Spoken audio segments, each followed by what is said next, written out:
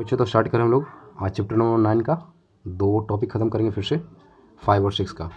5 और 6 टॉपिक ख़त्म करेंगे। 2 तंत्र हम लोग क्या शरीर के तंत्र पढ़ रहे थे, ठीक है। और उसमें हम लोग कितने 4 तंत्र पढ़ चुके हैं। मानव शरीर के तंत्र पढ़ रहे थे, ठीक है, 9th चैप्टर का, जिसमें हम लोग 4 तंत्र खत्म कर चुके हैं। पाचन तंत्र और फिर एक क्या था, पाचन तंत्र खत्म कर चुके थे। परिसंचरण तंत्र खत्म कर चुके हैं। लसिका परिसंचरण तंत्र खत्म कर चुके हैं। और साथ में उत्सर्जन तंत्र यानी कि एक्सक्रेटरी सिस्टम खत्म कर चुके हैं। और आज पढ़ेंगे 2 चैप्टर, ठीक है। 2 टॉपिक पढ़ेंगे, तंत्रिका तंत्र यानी कि नर्वस सिस्टम्स, और एक पढ़ेंगे 6 नंबर यानी कि कंकाल तंत्र यानी कि स्केलेटन सिस्टम को खत्म करेंगे। कंकाल यानी कि स्केलेटन सिस्टम, 2 को खत्म करेंगे आज, ठीक है। तो चलिए स्टार्ट कर रहे हैं। तंत्रिका तंत्र, ध्यान दीजिएगा। नर्वस सिस्टम, नर्वस सिस्टम बोल रहा है क्या। तंत्रिका तंत्र के बारे में तो पता है, तंत्रिका कोश के बारे में क्या करता है, ये सेंसेशन के बारे में मतलब होता है, जनरली सूचनाएं प्रदान करता है ब्रेन को। इसका काम क्या करना है, सूचनाएं संवेदी अंग होता है। इसको क्या तंत्रिका तंत्र क्या बोल सकते हैं, सूचना संवेदी अंग इसको बोल सकते हैं। ये क्या करता है, इन्फॉर्मेशन को पहुँचाता है दिमाग के पास। कुछ भी हुआ, जलन हुआ या कुछ कट गया तो क्या करेगा, इन्फॉर्मेशन कहाँ पहुँचाएगा, दिमाग के पास। तो उसी के बारे में पूरा पढ़ना है, नर्वस सिस्टम के बारे में पूरा पढ़ना है। तो लिखा है मनुष्य का जो तंत्रिका तंत्र है 3 भागों में विभक्त होता है। पहला जो भाग है वो क्या है, केंद्रीय तंत्रिका तंत्र। केंद्रीय तंत्रिका तंत्र यानी कि सेंट्रल नर्वस सिस्टम। दूसरा आता है परिधीय तंत्रिका तंत्र, परिधीय को बोलते हैं पेरिफेरल नर्वस सिस्टम, ठीक है। और थर्ड जो आता है वो उसका नाम है स्वायत्त या स्वाधीन तंत्रिका तंत्र। इसको बोलेंगे अंग्रेजी में ऑटोनॉमिक नर्वस सिस्टम। यही तीनों के बारे में क्या पढ़ना है। याद रखना कि मनुष्य तंत्रिका तंत्र कितने भाग में विभक्त है, 3 भाग में। केंद्रीय तंत्रिका तंत्र, परिधीय तंत्रिका तंत्र और स्वाधीन तंत्रिका तंत्र, ठीक है। तो फर्स्ट पढ़ते हैं केंद्रीय तंत्रिका तंत्र। तो केंद्रीय तंत्रिका तंत्र में क्या लिखा हुआ है, जो संपूर्ण शरीर एवं स्वयं तंत्रिका तंत्र का नियंत्रण रखता हो, यानी कि पूरा शरीर का नियंत्रण करेगा। साथ में क्या करेगा, स्वयं तंत्रिका तंत्र का भी नियंत्रण करेगा, यानी कि जो पढ़ रहे हैं उसका भी नियंत्रण यही करेगा, सेंट्रल वाला है, खुद का भी और पूरे शरीर का भी, ठीक है। लिखा है मनुष्य में केंद्रीय तंत्रिका तंत्र 2 भागों से मिलकर बना होता है। जो केंद्रीय तंत्रिका तंत्र होता है यानी कि सेंट्रल नर्वस सिस्टम है, वो 2 चीज़ से मिलकर बना होता है। पहला मस्तिष्क यानी कि ब्रेन, और सेकंड मेरे जिसको बोलते हैं स्पाइनल कॉर्ड। ये दोनों चीज़ मिल के कहलाएगा क्या, केंद्रीय तंत्रिका तंत्र, ब्रेन और स्पाइनल कॉर्ड। तब पढ़ेंगे दोनों के बारे में अलग अलग। ब्रेन क्या है, ब्रेन का यूज क्या है, देखेंगे ध्यान से। तो लिखा मनुष्य का जो मस्तिष्क है अस्थियों के खोल क्रैनियम के से बंद रहता है। जो मनुष्य का जो मस्तिष्क होता है वो क्या होता है, पैक रहता है। किससे पैक रहता है, हड्डी से पैक रहता है। उस हड्डी को क्या बोलते हैं, क्रेनियम। क्रेनियम का हड्डी होता है, उससे पैक रहता है। क्रेनियम का खोल से क्या होता है, पैक होता है, जो क्या बचाएगा उसको बाहरी आघात से क्या होगा, बचाएगा। तो याद रखना, जो मनुष्य का मस्तिष्क क्या अस्थियों के खोल से क्या बंद रहता है उसको क्या बोलते हैं, क्रेनियम। जो अस्थि का नाम क्या है, क्रेनियम, जो दिमाग को बचा के रखता है, कहीं चोट ना लग जाए, है कि नहीं। नेक्स्ट देखिए, मनुष्य के मस्तिष्क का वजन जो होता है वो होता है 1400 ग्राम, लगभग 1.5 किलो। सोच लो 1400 ग्राम होगा। याद रखना मनुष्य के मस्तिष्क का वजन कितना होगा, तो 1400 ग्राम, यानी कि लगभग 1.5 किलोग्राम बोल सकते हैं। नेक्स्ट पढ़ते हैं। अब क्या है, मनुष्य के जो ब्रेन है उसको बहुत सारे पार्ट है, तो बहुत सारे पार्ट्स का अलग अलग उसको क्या यूज पढ़ेंगे। पहला था सेरिब्रम। तो सेरिब्रम का कार्य पूछ रहा है, तो सेरिब्रम क्या काम करता है, तो ये ध्यान से देखिएगा, ध्यान से सुनिएगा।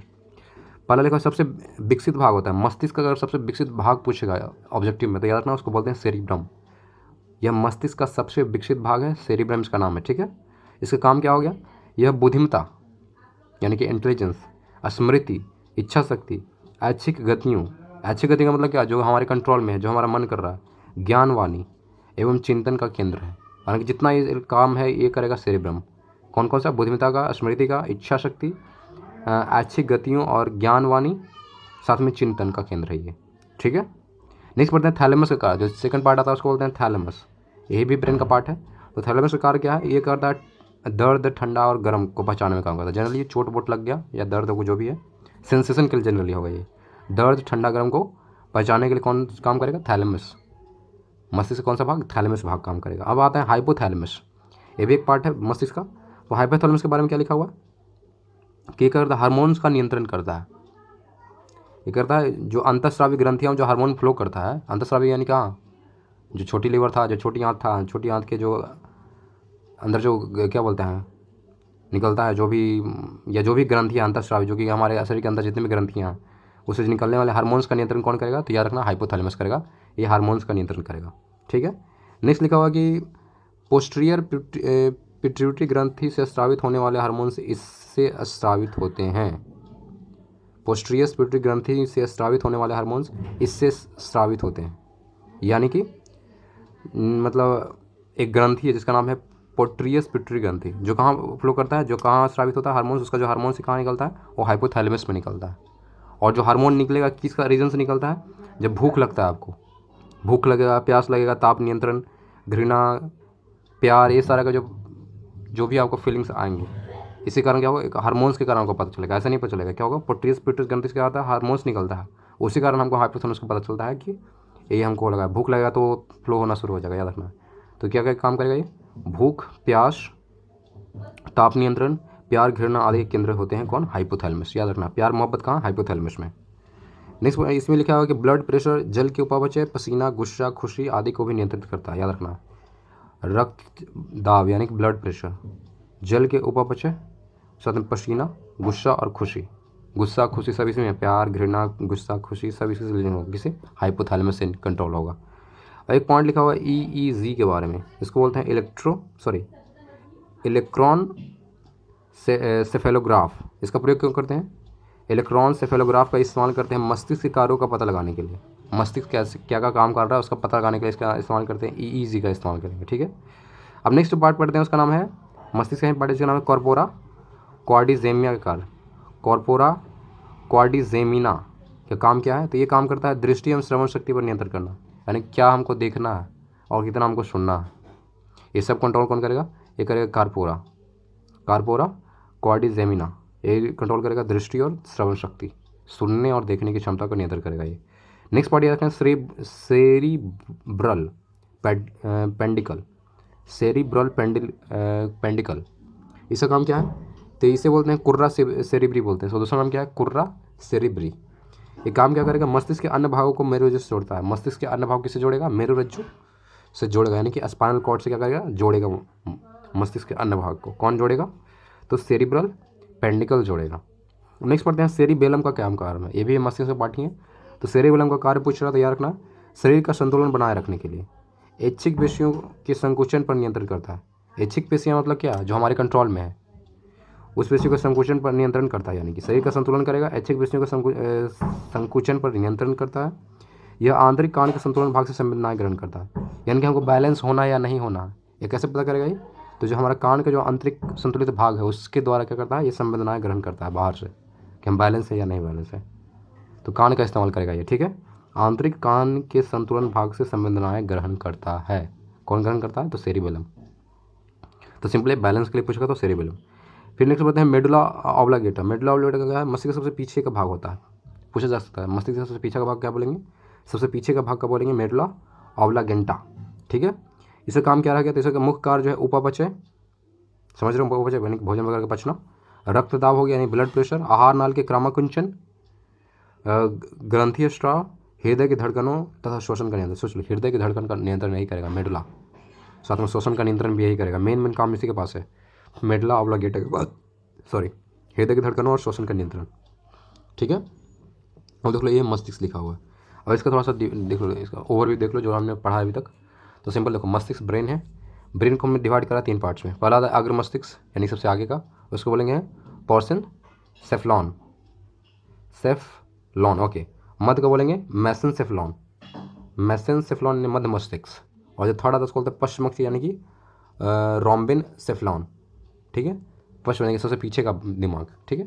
और जो अग्र मस्तिष्क को डिवाइड किया गया 2 पार्ट्स में, यानी कि प्रोसेफ्लॉन तो हो ही गया, साथ में डाइएनसेफ्लॉन, ठीक है। और जो मध्य मस्तिष्क को डिवाइड किया 2 पार्ट्स में, कॉर्पोरा क्वाड्रिजेमिना और सेरिबेलम पेंडिकल, जो पढ़ चुके हैं दोनों।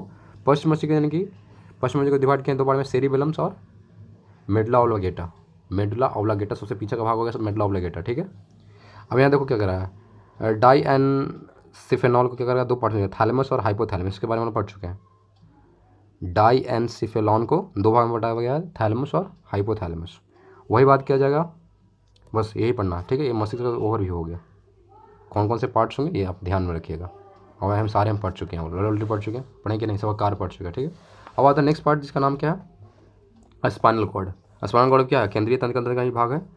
तो स्पाइनल कॉर्ड के बोलते हैं मेडुला ऑब्लांगेटा का पिछला भाग है जो मेरुरज्जु बनता है। ये बोल रहा है कि पॉइंट में कि जो मेडुला ऑब्लांगेटा का जो पिछला भाग है, जिससे लास्ट का मस्तिष्क था, उसका पिछला भाग जो है वही क्या बनता है, मेरुरज्जु बनता है लास्ट में जाकर। इसका मुख्य कार्य पूछेगा तो मेरुरज्जु का स्पाइनल कॉर्ड का काम क्या है, तो लिखा प्रतिवर्ती क्रियाओं का नियंत्रण एवं समन्वय करना। जो भी प्रतिवर्ती क्रिया है उसका क्या करेगा, नियंत्रण करेगा, साथ में समन्वय भी करेगा। सेकंड क्या है, मस्तिष्क के आने जाने वाले उद्दीपनों का संवहन करना, यानी मस्तिष्क में जो आने वाला जो उद्दीपन है, जो संदेश है, उसका क्या करना, संवहन करना, यानी कि आना ले जाना, संवहन करना। ठीक है।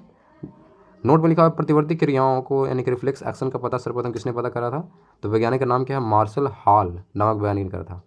प्रतिवर्ती क्रियाओं का पता किसने लगाया था सबसे पहले, तो वैज्ञानिक का नाम है मार्शल हॉल, याद रखना है। प्रतिवर्ती क्रिया का अंग्रेजी में क्या बोलते हैं, रिफ्लेक्स एक्शन।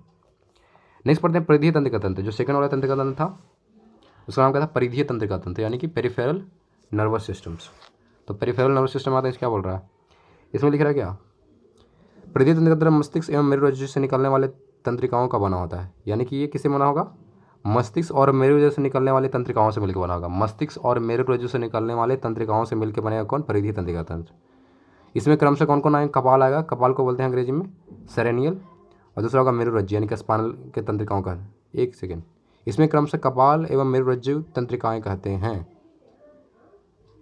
सॉरी, इसमें बोल रहा है कि मस्तिष्क और मेरुरज्जु से निकलने वाले तंत्रिकाओं का बना होता है। तो मस्तिष्क वाले तंत्रिका को क्या बोलेंगे, कपाल तंत्रिकाएं बोलेंगे, और जो मेरुरज्जु से निकलेगा उसको क्या बोलेंगे, उसको बोलेंगे मेरुरज्जु तंत्रिका बोलेंगे। ये दोनों का नेमिंग करा गया। लिखा है मनुष्य में 12 जोड़ी कपाल तंत्रिकाएं पाई जाती, कितने जोड़ी, तो 12 जोड़ी पाया जाता है कपाल तंत्रिकाएं, जो कहाँ से निकलेगा, मस्तिष्क से निकलेगा।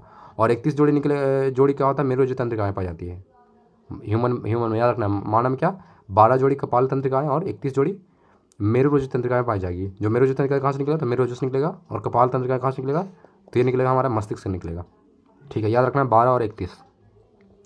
नेक्स्ट पॉइंट पढ़ते हैं, लिखा होगा कि न्यूरॉन्स, ये तंत्रिका तंत्र की इकाई को न्यूरॉन कहते हैं। तंत्रिका उत्तक की इकाई को, यानी कि तंत्रिका उत्तक किससे मिलकर बना होगा, उसे क्या बोलेंगे, न्यूरॉन बोलेंगे। न्यूरॉन से मिलकर बना होता है तंत्रिका उत्तक। ये लिखा हुआ तंत्रिका उत्तक की इकाई को क्या बोलते हैं, न्यूरॉन बोलते हैं, या इसी को बोलते हैं तंत्रिका कोशिका। उत्तक का सबसे छोटा पार्ट क्या होगा, कोशिका ही होगा, तो इसलिए इसको क्या बोलेंगे, जो तंत्रिका कोशिका उसको क्या बोलेंगे, न्यूरॉन बोलेंगे। लिखा है नॉर एड्रेनलिन नामक रासायनिक द्रव्य न्यूरोट्रांसमीटर पदार्थ है। देखो एक पदार्थ का नाम क्या है, नॉर एड्रेनलिन, नॉर एड्रेनलिन, ये क्या है, एक रासायनिक द्रव्य है। इसको क्या बोलते हैं, न्यूरोट्रांसमीटर पदार्थ, यानी कि जितने भी क्या बोलते हैं, जो भी इन्फॉर्मेशन ट्रांसफ़र होता है, जो भी सोचने का है, जो भी छंद, उसे बोलते हैं न्यूरोट्रांसमीटर पदार्थ। यानी कि हमारे संदेश को ट्रांसफ़र करने के लिए इस केमिकल का इस्तेमाल होता है हमारे ब्रेन के अंदर। नॉर एड्रेनलिन नामक रासायनिक द्रव्य का इस्तेमाल, जिसको बोलते हैं न्यूरोट्रांसमीटर पदार्थ। समझे। तीसरा पढ़ते हैं, इसका नाम है स्वायत्त तंत्रिका तंत्र। जो थर्ड वाला था तंत्रिका पार्ट, जिसका नाम था स्वायत्त, जिसको बोलते हैं ऑटोनॉमिक नर्वस सिस्टम्स। तो इसके बारे में पढ़ते हैं, ऑटोनॉमिक के बारे में। तो ऑटोनॉमिक बोल रहा है क्या, ये कुछ मस्तिष्क एवं कुछ मेरुरज्जु तंत्रिकाओं का बना होता है, यानी कुछ, यहाँ पूरा नहीं हुआ, यहाँ बोलेगा कुछ मस्तिष्क एवं मेरुरज्जु तंत्रिकाओं का बना होता है। ये शरीर के सभी आंतरिक अंगों एवं रक्त वाहिनियों को तंत्रिकाओं की आपूर्ति करता है। क्या करता है, रक्त वाहिनियों को तंत्रिकाओं की आपूर्ति करता है। किसको, आंतरिक अंग को, और किसको, रक्त वाहिनियों को क्या देता है, ये तंत्रिकाओं की आपूर्ति करता है, यानी कि तंत्रिका उपलब्ध कराता है। ये इसका मेन काम यही है, यानी कि जनरली उपलब्ध कराना काम, इसका काम है क्या है, तंत्रिकाओं को उपलब्ध कराना आंतरिक अंगों तक और रक्त वाहिनियों तक। ठीक है। लिखा हुआ कि स्वायत्त तंत्रिका तंत्र की अवधारणा सबसे पहले किसने दिया था, तो लैंगली ने दिया था। वैज्ञानिक का नाम क्या है, लैंगली। लैंगली कब दिया था, 1921 में दिया था। स्वायत्त तंत्रिका तंत्र का जो अवधारणा किसने दिया था पहले, तो लैंगली ने दिया था 1921 ईस्वी में। और लिखा हुआ स्वायत्त तंत्रिका तंत्र का 2 भाग होता है, पहला था अनुकंपी तंत्रिका तंत्र और दूसरा था परानुकंपी। अनुकंपी को बोलते हैं सिंपैथेटिक नर्वस सिस्टम, सिंपैथेटिक इसको बोलेंगे पारासिम्पैथेटिक।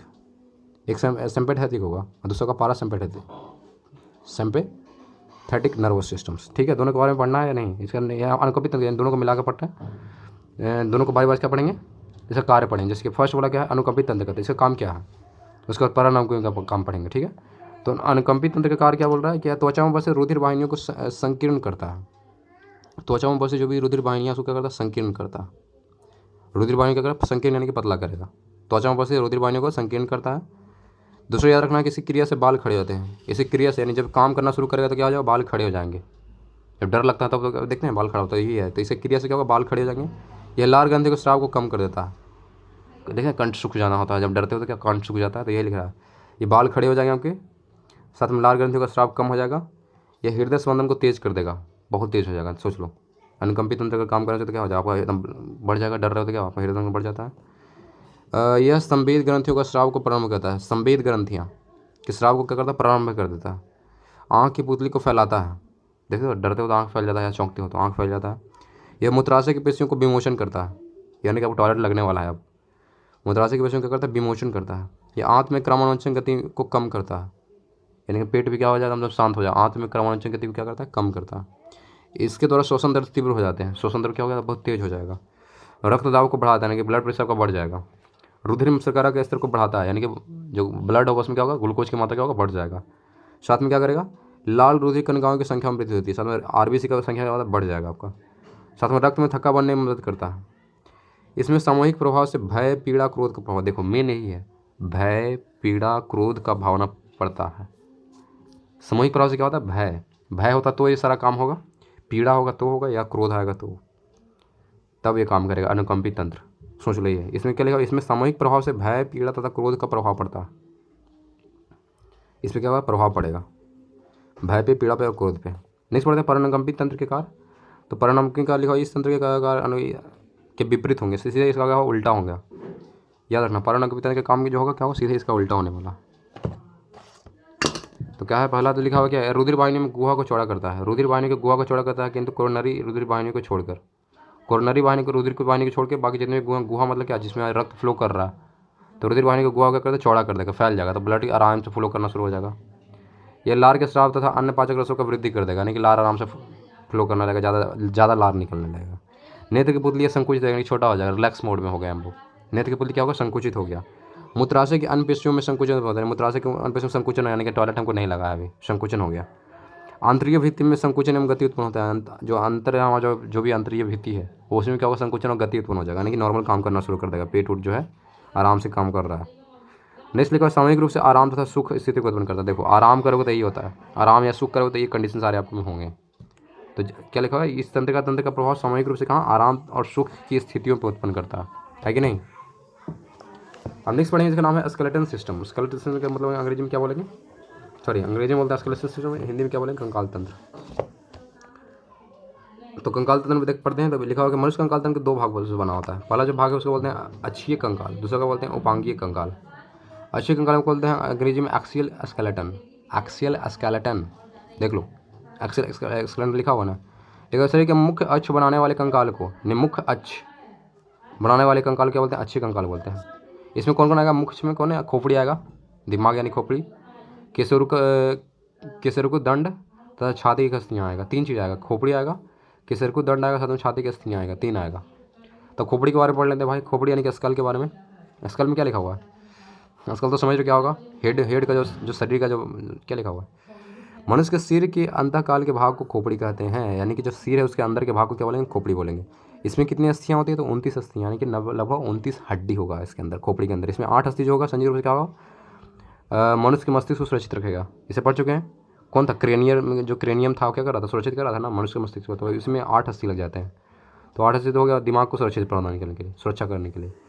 और बाकी जो अस्थियाँ हैं, इस अस्थियों से बनी रचनाओं को बोलते हैं कपाल, यानी कि क्रैनियम बोलते हैं। क्रैनियम यानी कि कपाल बोलते हैं। कपाल के सुरक्षित करेगा, कपाल कहाँ होता है, दिमाग के ऊपर होता है कपाल, समझ लो, इसलिए बोलते हैं कपाल पे नहीं मारना चाहिए, यानी कि हमारे सर के पीछे जो होगा कपाल होगा, ठीक है, तो ये याद रखना है।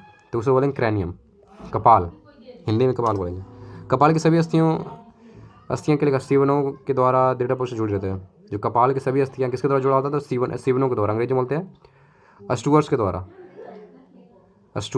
या सुट्रस बोल सकते हैं। सुट्रस के द्वारा क्या होता है, दृढ़तापूर्वक जुड़ा होता है। दूसरे क्या, सुट्रस के द्वारा क्या होता है, जुड़ा रहेगा, अच्छे से जुड़ा रहेगा, ताकि टूटे ना, हटे ना, ठीक है। नेक्स्ट वन, इसी में याद रखना है कि 12 अस्थियाँ जो होगा चेहरे पे होगा, 12 नहीं बल्कि 14 अस्थियाँ। कितनी अस्थियाँ, 14 जो हड्डी होगा चेहरे पे होगा, जिसमें 6 अस्थियाँ का होगा कान को, और 6 अस्थियाँ होगा कान के लिए, 14 हो गया किसके लिए, चेहरा के लिए, और एक एक्स्ट्रा में रहेगा जिसका नाम है हाइड। हाइड जो कहाँ होगा, अस्थि खोपड़ी में होता है। कहाँ पे होता है, तो खोपड़ी में होता है।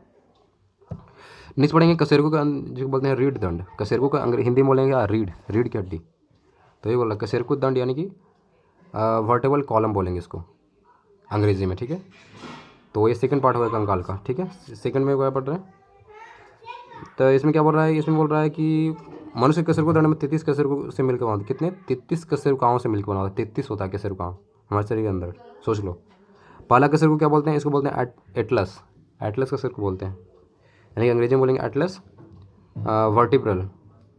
वर्टिब्रल, ओके कहा जाता है। खोपड़ी को साधे रखता है, क्या करता है, खोपड़ी को सीधा रखता है। साधे रखता है मतलब सीधा रखेगा, खोपड़ी को एकदम सीधा रखने का काम कौन करता है, यही करता है एटलस का। जो पहला हमारा कशेरुक है वही।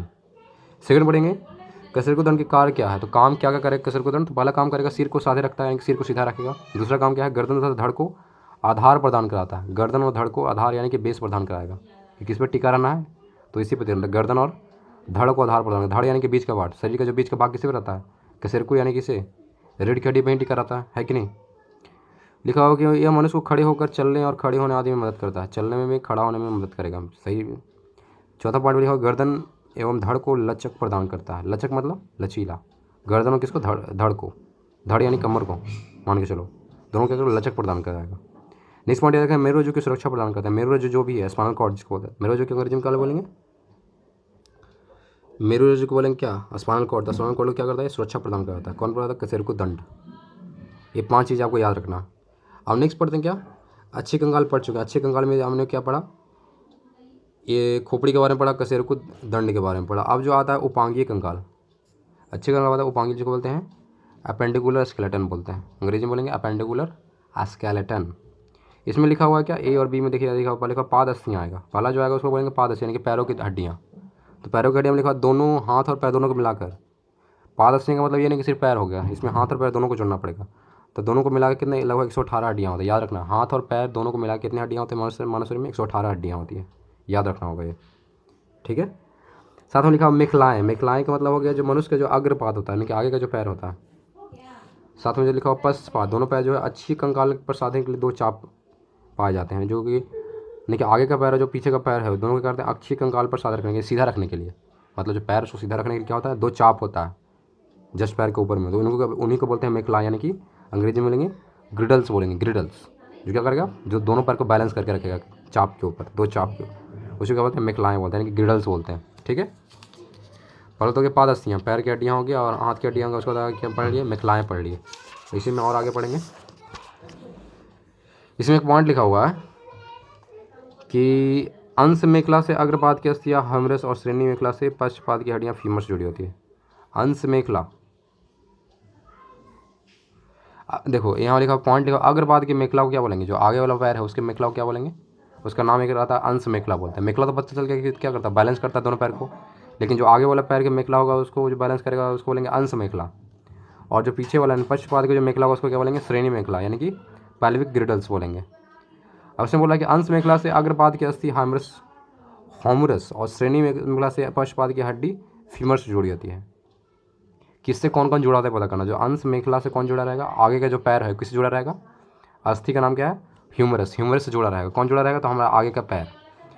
और जो श्रेणी मेखला से कौन जुड़ा रहेगा, श्रेणी मेखला से क्या होगा, श्रेणी मेखला से क्या जुड़ा होगा, तो पीछे का जो पैर है किससे जुड़ा होगा, फीमर से जुड़ा रहेगा, पीछे का पैर किससे जुड़ा होगा, फीमर से जुड़ा रहेगा, हड्डी का नाम क्या है फीमर, तो आगे का पैर जुड़ा रहेगा किसके, ह्यूमरस से, और पीछे का जो पैर जुड़ा रहेगा किससे, तो फीमर हड्डी से जुड़ा रहेगा। ये तो पॉइंट आपको याद रखना, फीमर और ह्यूमरस दोनों क्या है, पैरों की हड्डियाँ है, लेकिन जो आगे के पैर के लिए होगा या पीछे के पैर के लिए होगा।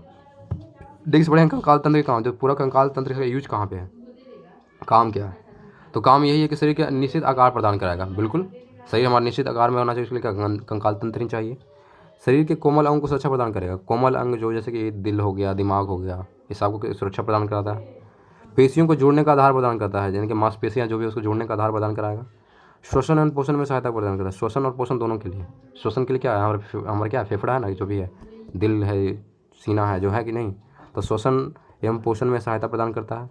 नेक्स्ट 5वां पॉइंट याद रखना कि लाल रक्त कणिकाओं का निर्माण भी करता है, याद रखना कंकाल तंत्र निर्माण भी करेगा, तो निर्माण करने के लिए मदद करेगा लाल रक्त कणिकाओं का निर्माण करना।